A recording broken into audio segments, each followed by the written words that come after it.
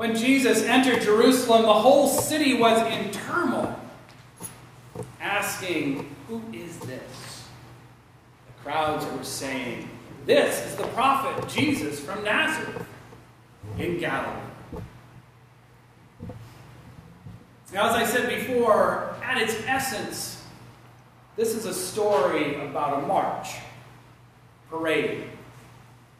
And perhaps it is a telling sign of our times that the most talked about march this week was in a television commercial. How many of you know what I'm talking about? Okay, good. How many know who Kendall Jenner is? Those of you who don't know what I'm talking about. Okay. Kendall is one of the lesser Kardashians. I think it's safe to say. Now, I realize that most people probably don't spend huge amounts of time thinking a lot about the trials and tribulations of reality stars like Kendall Jenner, and the truth is, I don't either. However, she did come to my attention this week thanks to that now banned Pepsi ad that she participated in. Now, just in case you haven't seen it, this advertisement had at least the appearance of trying to make some kind of statement about the current condition of unrest in our nation. But whatever that statement was, it was kind of lost because the ad was actually quite vague and unclear. And that vagueness is actually what got them into trouble.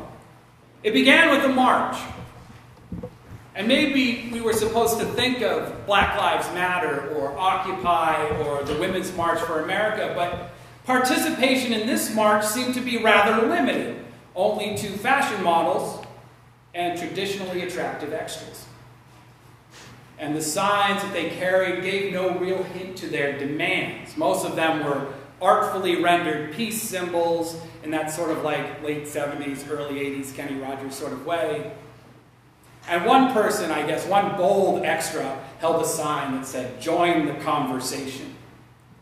That was about as edgy as they got in this commercial, even though we have no idea what conversation they meant. And then at the end of the ad, whatever the problem was we were wrestling with that we never quite grasped, whatever that problem was appeared to have been resolved when Kendall Jenner approaches a line of models dressed as police officers and gives one of them a Pepsi.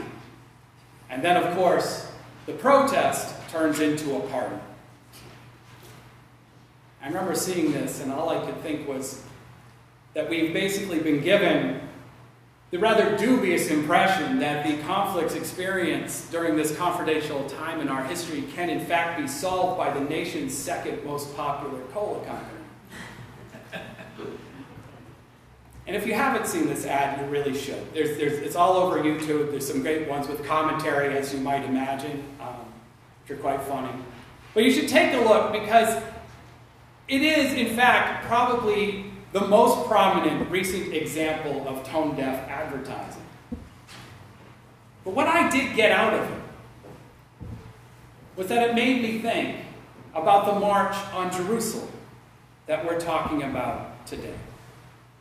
In the verses from Matthew, we see Jesus not as the otherworldly philosopher and magical healer, not as the celebrity that our culture tends to be attracted to. Instead, we see him as an activist, leading his followers into Jerusalem, loudly, joyfully, forcefully even, as an act of resistance to the secular powers of that city's occupiers. And were we alive during that time? Were we, in fact, in Jerusalem during that time, hearing or witnessing the story of Jesus overturning the tables in the temple and shouting at people? It is written that my house shall be called a house of prayer, but you are making it a den of thieves. If we were there, we would have no choice but to call that a riot. That's not how we see this day now. Now, in a way, what we read in Matthew has also received the Pepsi treatment. It too has been cleaned up, just as Pepsi tried to do with Black Lives Matter. Now, of course, this cleaning up happened a long time ago when the Roman occupiers of Jerusalem occupied Christianity itself, making it the state religion, a pillar of the establishment, inextricably linked to the power structure that Jesus and his followers sought to emulate. Dismantle, excuse me. They did not seek to emulate it. The angry, problematic parts of the story were de-emphasized in favor today of the sort of warm-up to Easter that we have. Today we remember the party. We remember how happy everyone seems to be singing their songs. And we listen to the words of those songs when we do in only the most abstract sense. And we also look with some dread to what is to come after. That is Jesus being tortured and killed. But with the benefit of time, we do this with the confidence that everything will be okay in the end. And we can join back here together on Easter morning for the story's happy resurrection ending. This story of victory over struggle and darkness, that is Palm Sunday, has been privatized and personalized for many of us. And there are good things about that. But that isn't really the whole story. Because Jesus didn't get killed because he helped people with their personal struggles. He was killed because he acted out. And in so doing, had a political and social impact. So in the same way that leaders of Black Lives Matter today take to Twitter to express their shock and surprise at seeing their movement domesticated by a soft drink company and an aspiring supermodel, we need to also be shocked and surprised by the way the world has softened the true and revolutionary teachings of our tradition. Now, every prophet has followers who back away from the cause. We know this. People who alter the teachings to legitimize selfish actions.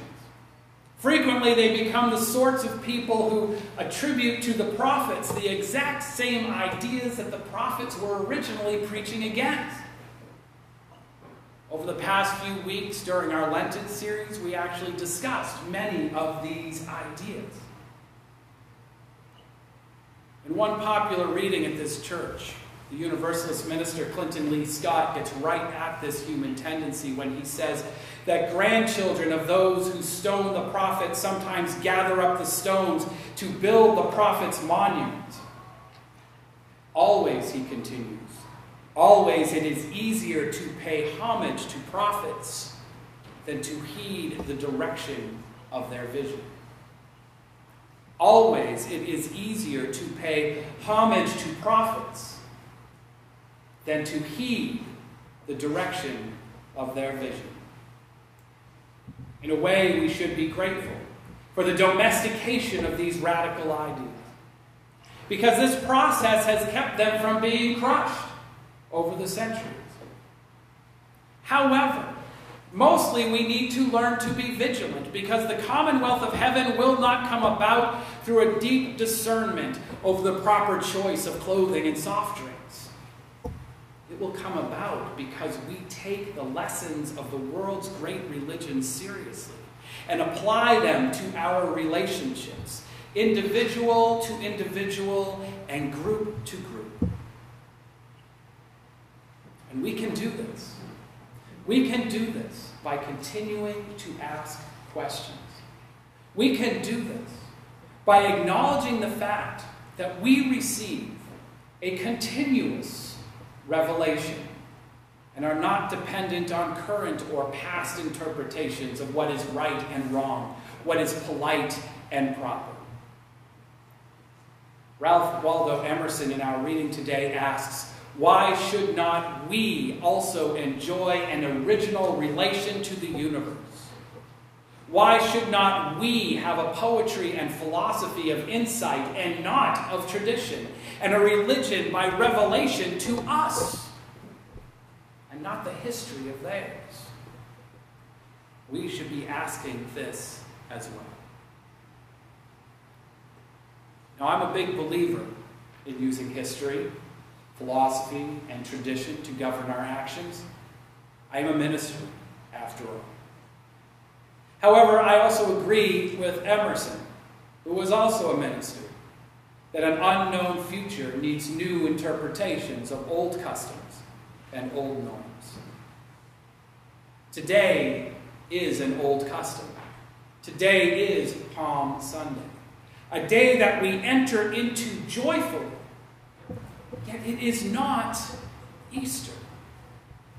The work is not done. The darkness remains. That long arc toward justice has not reached the end point, and so we pray. We pray in hope for the vision and energy to journey on. Amen.